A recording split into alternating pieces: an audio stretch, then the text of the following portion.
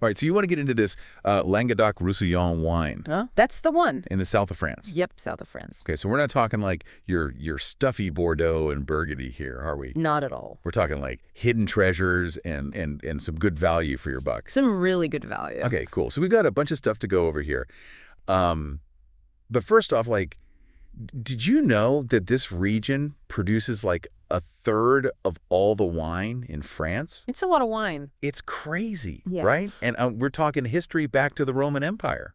Yeah, the Romans, they were there. Okay, so like, what's the deal with that? When did this all begin? Well, so these Roman guys, they were planting vineyards like all over the place back in like the 1st century BC. Wow. And they really knew what they were doing. I mean, the climate down there was just perfect, sunny, warm, but then you got that Mediterranean sea breeze to keep things from getting too hot. So it's like the Goldilocks zone for winemaking. Exactly. Yeah. Perfect balance. So, okay, Romans vineyards, sunshine, I get it. But like empires fall, Yeah. right? So who kept the wine flowing after the Romans left? Well, you're probably picturing like those monks in monasteries, chanting and stuff. But these guys, they were out in the vineyards getting their hands dirty. They were all about preserving that knowledge, passing it down, refining winemaking techniques. The real pioneers, huh? They were keeping that winemaking tradition alive. Okay, so fast forward a few centuries. We're talking the 17th century now, right? And Yeah. something big happens, the Canal du Midi. Oh, yeah. That was a game changer. Okay, I know canals are good for trade and all that, but how did this one specifically impact like the Languedoc-Roussillon wine scene? Well, think about it. Before the canal, shipping wine was a pain expensive, but then boom, suddenly you got this waterway connecting the Atlantic to the Mediterranean. It's like a superhighway for wine. Exactly. Made it so much easier and cheaper to transport wine all over the place. Boosted the whole region, really helped put Languedoc-Roussillon wines on the map. Okay, I love how this is all coming together. But wait, our sources mentioned this thing called the phylloxera crisis in the 19th century. That sounds pretty serious, what happened there. Oh, it was bad. Real bad. Imagine this tiny little aphid, almost invisible to the naked eye, but this thing wreaks havoc on vineyards across Europe. It attacked the roots of the vines, killing them off. So like a grapevine plague. Pretty much, Languedoc-Roussillon got hit hard just like everyone else. Oh, man. So how do you even come back from something like that? Well, it took some ingenuity. They discovered that American rootstock was resistant to phylloxera. So they started grafting European vines onto these American roots. Like a Frankenstein vine? Kind of, but it worked. It saved the European wine industry. That's wild. But hold on, I'm reading here that they focused on quantity over quality after this whole phylloxera thing. How did that happen? Yeah, it's kind of sad, actually. Everyone's just trying to recover as quickly as possible, get back on their feet. So they focused on producing as much wine as they could, quantity over quality. And that kind of gave them a reputation for making, well, let's say, not the best wines. Oh, that's rough going through all that just to end up with a bad rap. It happens, but you know what? They're working hard to change that perception. So how are they doing that? What's the Languedoc-Roussillon wine scene like these days? It's all about terroir now. Yeah. They're focusing on quality, not quantity, highlighting what makes their region so special. Okay, you keep saying terroir. What exactly does that mean? It's like this terroir is the soul of the wine. It's not just about the grapes themselves. It's about where they grow, the climate, the soil, the landscape. The whole shebang. All of that influences how those grapes develop their flavors. Okay, so in Languedoc-Roussillon, we've got that Mediterranean sunshine, the warm wines, the sea. How does that all play into this terroir thing? Well, the sea acts like this giant thermostat, moderates the temperature, keeps those grapes from getting too cooked.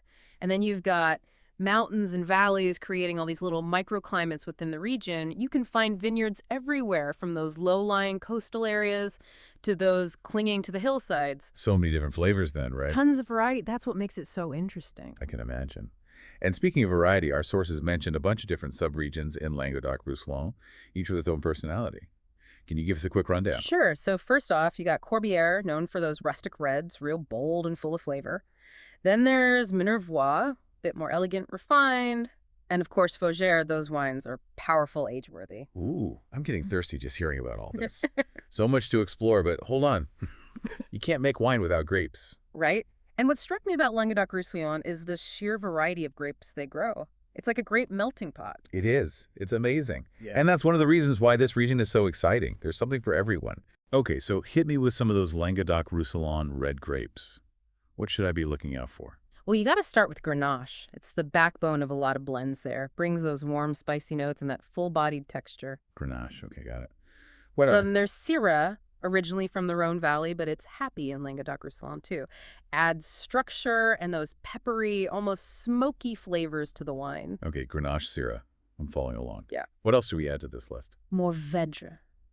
This one brings deep, earthy notes, and it ages beautifully, often blended with Grenache and Syrah in what's called the GSM blend. Okay, I've heard of that GSM blend. Sounds delicious. Sure. What about any other red grapes? We were talking about a comeback kid grape earlier. Is that Carignan? That's the one, yeah. Hmm. Carignan used to have a bit of a bad reputation, known for making those rough wines. But now winemakers are figuring out how to work with it. With the right techniques, they're making some elegant, complex Carignan wines that are blowing people away. It's like a redemption story for a grape. I love it. Okay, so any other red grapes worth mentioning? Oh yeah, Sinsalt. It's a lighter style with bright fruit and a touch of spice. Versatile grape can be used for both reds and rosés. Brings a nice freshness to the blends. Okay, so we got Grenache, Syrah, Mourvèdre, Carignan, Sinsalt. Wow, that's quite the lineup. Now, what about the white wine drinkers? What does Languedoc-Roussillon have to offer them? Oh, they've got plenty of options too. Some really fantastic white grapes to work with. Let's start with Roussanne and Marsanne. They're often blended together, produce these rich, full-bodied whites with aromas of honey, apricots, nuts. Sounds delicious. I'm a sucker for those richer whites. Now, what about Viognier? I've been seeing that on wine lists a lot lately. Is that a thing in Languedoc-Roussillon too? Definitely. It loves that warm Mediterranean climate, produces these intensely aromatic wines like floral notes, honeysuckle, apricot, peach. Wow, okay, Viognier it is. What about any other unique white grapes that people might not know about? Well, they've got this local hero called Picpoul. It's a Languedoc-Roussillon specialty. Makes these crisp, dry whites with tons of citrus and a little hint of saltiness, perfect with seafood. Pigpoul, that's going on my must-try list. Okay, any other white grapes I should know about? One more worth mentioning, Vermentino, another Mediterranean variety, loves the sunshine, makes these really aromatic, dry whites with floral and herbal notes, and a nice zingy acidity. Okay, so we've got Roussanne, Marsanne, Viognier, Pigpoul, and Vermentino for the whites. Okay. Okay, I'm starting to see why you call this region a grape melting pot, but there's one more thing I wanted to ask you about. Our sources mentioned something called autochthonous grapes. What are those? It's a fancy word for native or indigenous, basically grapes that are specific to that region. Okay, so like the heirloom tomatoes of the grape world. Exactly. And there's this whole movement in Languedoc-Roussillon to rediscover these ancient grape varieties that were almost forgotten. So it's like tasting history in a glass. Pretty much. It's a way to celebrate the region's heritage and showcase those unique flavors that you can only find in Languedoc-Roussillon. Now that's what I call terroir. Okay, so we've got all these amazing grapes, but how do they actually get turned into wine? Are we talking old school methods, or is Languedoc-Roussillon embracing the modern stuff? It's a mix of both, actually. You got some winemakers who are sticking to those traditional methods, like aging the wines in big old oak vats or using wild yeasts for fermentation. So old school charm. Exactly, but then you've got other winemakers who are all about the latest technology and techniques, temperature-controlled fermentation tanks, specific yeast strains, experimenting with different types of oak barrels. It's a constant evolution. So they're finding that sweet spot between tradition and innovation. That's the beauty of it. And there's a growing trend toward natural winemaking too. Minimal intervention, letting the grapes and the terroir speak for themselves. That makes sense. Yeah. So Languedoc-Roussillon's really hitting all the right notes then. They're definitely on the right track. Mm. And it's not just about the wine itself, it's about the story behind it. The people, the place, the history, all of that comes together in the glass. I love that. Okay, I'm sold. I need to visit this place like yesterday. But before I book my flight, can we talk about French wine labels? Because let's be real, they can be a bit intimidating. I know what you mean. All those acronyms and classifications. It's like a secret code. Exactly. So break it down for me. What are the essentials, especially when it comes to Languedoc-Roussillon wines? Okay, so the big one is the AOC stands for Appellation d'Origine Contrôlée. Think of it like a guarantee of origin and quality. It means that the wine meets strict rules about where the grapes were grown, what varieties were used, even the winemaking techniques allowed. So it's like a quality control stamp. Exactly. And Languedoc-Roussillon has tons of different AOCs, each one representing a specific area and style. Okay, that makes sense. Well, wait, there's another category, right? Something called IGP? You got IGP stands for Indication Géographique Protégée. It's like the AOC's little brother, still tied to a specific geographic area, but with a little more flexibility in terms of the grapes and winemaking. So if I'm feeling adventurous, I might go for an IGP. Exactly. It's a great way to see what creative winemakers are up to. But we can't talk about quality without mentioning Grand Vin. Grand vins. Okay, now we're talking the big leagues, right? Yeah. What makes a grand vin so special? We're talking about meticulous work at every stage, hand-selected grapes, low yields, often aged in oak barrels. These are the wines that can age gracefully for years, sometimes even decades. So, cream of the crop. Exactly. The pinnacle of Languedoc-Roussillon winemaking. Okay, I'm adding that to my tasting list. Now, speaking of tasting, our sources paint such a vivid picture of Languedoc-Roussillon as a travel destination. I'm picturing rolling vineyards, charming villages, those picturesque wineries you see in magazines. It's all of that and more. The landscape is stunning, the food is incredible, and the people are so passionate about their wine. It sounds magical. I'm already planning my itinerary. Our sources mention following designated wine routes as a good way to explore the region. What does that involve? They've got these curated routes that take you through some of the most beautiful parts of the region. You can stop at wineries, taste the wines, learn about the history. It's a great way to get a real sense of place. Okay, so basically a wine road trip. I'm into it. What other kinds of experiences are on offer? Well, many wineries offer guided tours where you can see how the wine is made from grape to bottle. And there are tons of tastings, of course. You can sample a wide range of wines, discover new favorites. This is sounding better and better. What about any special events? Anything I should try to plan my trip around? Oh, yeah, lots of wineries host special events like harvest festivals or food pairing dinners. It's a great way to immerse yourself in the local culture. So it's not just about the wine, it's about the whole experience. Exactly. And it's important to note that wine tourism is playing a huge role in Languedoc-Roussillon's economy. It's bringing in revenue, creating jobs, helping to preserve the region's heritage. It's amazing how wine can connect people and support communities. But before we go any further, let's talk about some specific places in Languedoc-Roussillon that our listeners should check out. What's at the top of your list? Well, if you're into history, you got to visit Carcassonne. It's a UNESCO World Heritage Site with this incredible medieval walled city. Carcassonne, added to the list. What about any other hidden gems? Well, if you're a beach person, Collier is a must. It's this charming seaside town with colorful houses and a beautiful harbor. And of course, it's surrounded by vineyards. Okay, I'm seeing a theme here. History, stunning scenery, and fantastic wine. Yeah.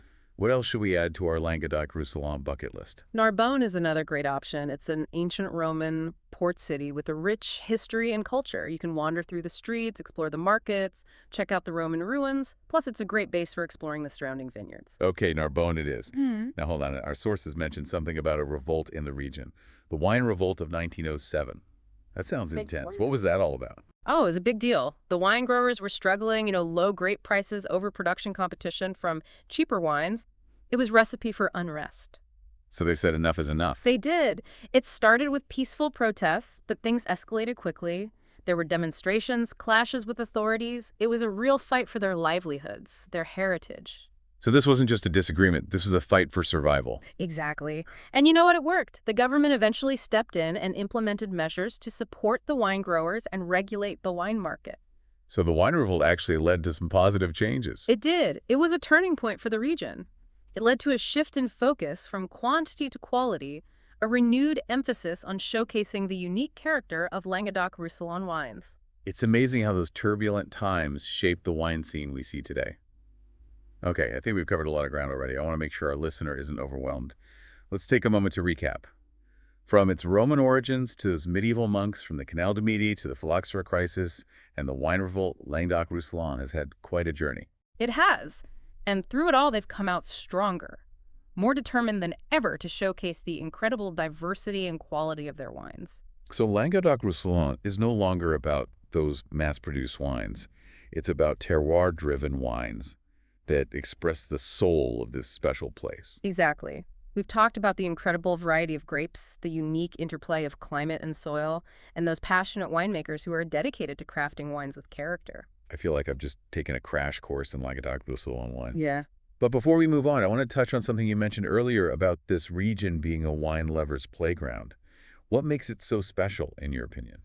For me, it's the sense of discovery. It's Yeah. a region that's still a bit under the radar. There's so much to explore, and it feels approachable. It's a place where you can still find those hidden gems, those small producers who are making incredible wines without the crazy price tags. So it's like the Wild West of wine. In a way, yeah. It's a place where you can still find adventure and excitement. And there's this real sense of community there, too. Everyone's working together to elevate the region's reputation. I love that. So you're saying Languedoc-Roussillon offers incredible value for the price. Absolutely. You can find some truly exceptional wines at a very reasonable prices. And it's not just about the big name grapes either. It's about rediscovering those heritage varieties, those autochthonous grapes that are unique to the region. It's about broadening our horizons, Mm. right? Trying new things, stepping outside our comfort zones. Exactly. And Languedoc-Roussillon is the perfect place to do that. All right. I'm officially convinced I'm booking a flight ASAP. But before I go, I need your expert advice. If our listener is just starting their Languedoc-Roussillon wine journey, where should they begin? What's that one bottle they absolutely need to seek out? That's a tough one. There are so many great options. But if I had to pick just one, I'd say start with a bottle of Corbière. It's a classic expression of the region, rustic, authentic, full of character. Look for a blend that includes Carignan Grenache and Syrah. Corbière. It is. I'm adding that to my shopping list as we speak. And be sure to pair it with a delicious meal. Something with bold flavors like grilled lamb or a hearty stew. It's all about creating that immersive experience, right? Transporting yourself to the south of France, even if it's just for an evening. Exactly. That's what wine is all about. So we've explored the history, the terroir, the grapes, the styles, even a bit of the culture of Languedoc-Roussillon. But there's still so much more to discover. We'll be right back after a quick break to delve even deeper into this fascinating wine region. Welcome back. So before we went on that whole tangent about travel destinations, we were talking about how the wine revolt led to this focus on quality and the development of that whole appellation system. Can we unpack that a bit Yes. more? The wine revolt was a real wake-up call, Yeah. It forced the region to reevaluate things, realize that competing on price alone just wasn't going to cut it. So they had to up their game. Exactly. They had to find a way to stand out, showcase what made their wines unique, and that meant focusing on quality. So the revolt kind of backfired in a good way. You could say that. It was a painful process for sure, but it ultimately pushed them in the right direction. They started focusing on expressing their terroir, using traditional grape varieties, experimenting with new techniques. So it was a catalyst for positive change. Definitely. And that's where the appellation system comes in. It helps to ensure that quality. Okay, remind me again, how does that system work? So the AOC system, as we talked about earlier, sets these strict rules for wine production within specific geographic areas. It dictates things like what grape varieties can be grown, how much wine they can produce, even the winemaking techniques that are allowed. So it's like a set of guidelines to protect the reputation of the region. Exactly. It's all about ensuring that wines from a particular area live up to a certain standard, giving consumers confidence in what they're buying. Okay, that makes sense. Mm. So we've covered the history, the terroir, the grapes, the winemaking, even the classification system. I feel like I'm getting a real education here. Hmm. But what about the present? What are some of the trends and challenges facing Languedoc-Roussillon these days? Well, one of the biggest challenges, and it's something that's affecting wine regions all over the world, is climate change.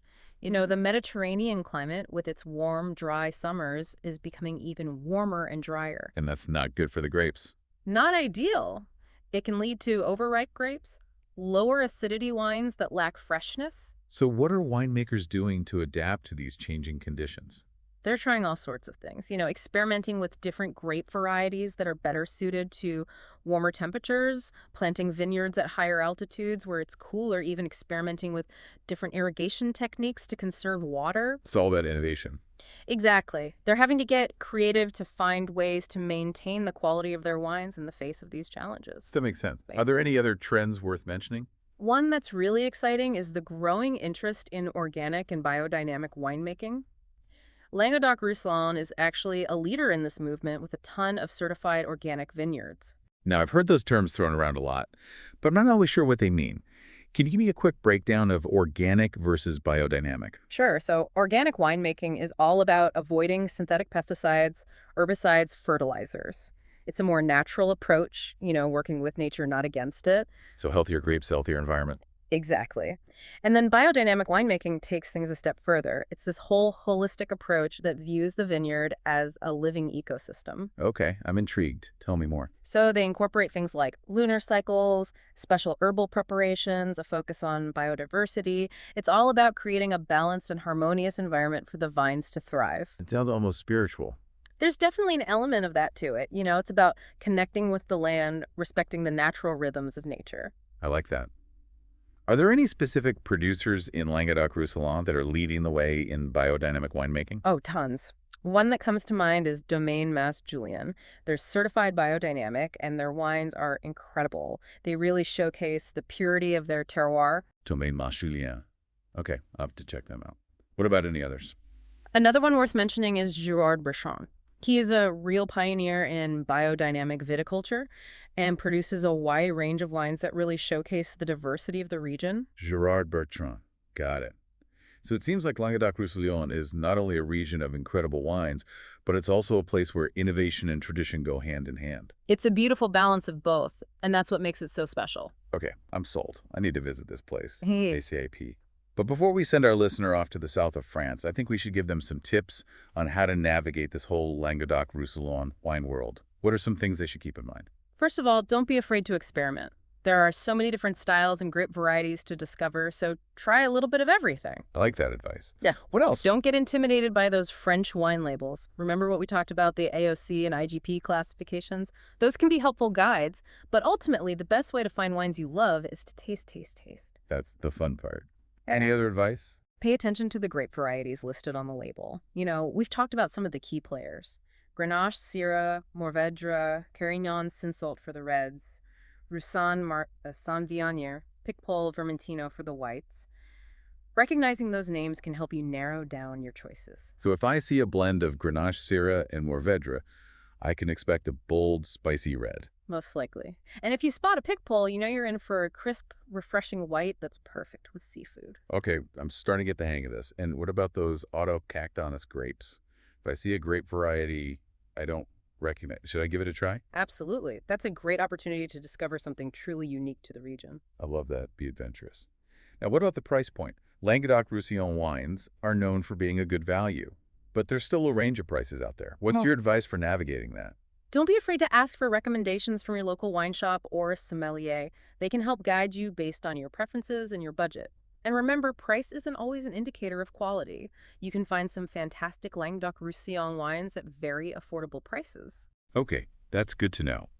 Ask for recommendations, be adventurous, and remember that value can be found at all price points. Yeah. Any final words of wisdom before we wrap up our Languedoc-Roussillon deep dive? Just this Languedoc-Roussillon is a region that's full of energy and passion. The wines are a reflection of that spirit, vibrant, expressive, and full of life. So explore, enjoy, and discover the magic of Languedoc-Roussillon for yourself. Beautifully said. I think we've given our listener everything they need to embark on their own Languedoc-Roussillon wine adventure. Cheers to that. And to our listener, until next time, happy exploring. You know, all this talk about organic and biodynamic wines got me thinking about the future of Languedoc-Roussillon. Seems like they're really focused on sustainability. Yeah, for sure. It's a big deal there. A lot of the winemakers are all about those practices that are good for the environment, thinking long term. That's awesome. And speaking of the future, our sources mentioned some pretty cool innovations happening in the region, like this whole thing about rediscovering those ancient grape varieties. Oh, yeah. It's like they're on this quest, digging through old records, even going into these abandoned vineyards to find these lost grapes that haven't been grown in like centuries. That's wild. So what's the deal with that? Is it just about trying something new, or is there something more to it? It's about a lot of things, actually. Diversity, for one, bringing back those unique flavors. And resilience, too. A lot of these ancient grapes are better adapted to the local climate and soil, They can handle the heat and the drought. So it's like they hold the key to the future of winemaking in a way. Yeah, exactly. They might be the answer to some of the challenges that climate change is throwing at us. Plus, there's a cultural aspect to it, too. It's about preserving the region's heritage, celebrating their history. That's beautiful. So what are some of these ancient grapes that they're rediscovering? Well, one that's getting a lot of buzz is Rivirank. It's a red grape that used to be pretty popular, but then kind of fell out of fashion. Yeah. Now they're realizing that it makes these wines with amazing freshness and delicate floral aromas. Rivirank. I'll have to try that. What about any others? Oh, yeah, terroir. It's a white grape that makes these wines with this really cool, salty character and aromas of citrus and herbs. Goes great with seafood. Okay, I'm officially intrigued. So it seems like Languedoc-Roussillon is constantly evolving, always looking for new ways to express their terroir. Yeah. But they haven't forgotten about their roots, have they? Not at all. There's a ton of respect for tradition in the region. A lot of winemakers are still using techniques that have been passed down through generations. That's what I love about Languedoc-Roussillon. It's that perfect blend of old and new. Exactly. And that's what makes it so unique. So as we wrap up our deep dive into Languedoc-Roussillon, what are your final thoughts? What should our listeners take away from all of this? Well, I think the main thing is that Languedoc-Roussillon is a region with something for everyone. Whether you're looking for a good everyday wine or something special and complex or even just something different, you're going to find it there. It's a region of diversity and innovation with a deep respect for tradition. It's been amazing learning about it. It's been a pleasure sharing it with you. And to our listeners out there, go explore those Languedoc-Roussillon wines. You won't regret it. Cheers to that. And to our listeners, until next time, happy exploring.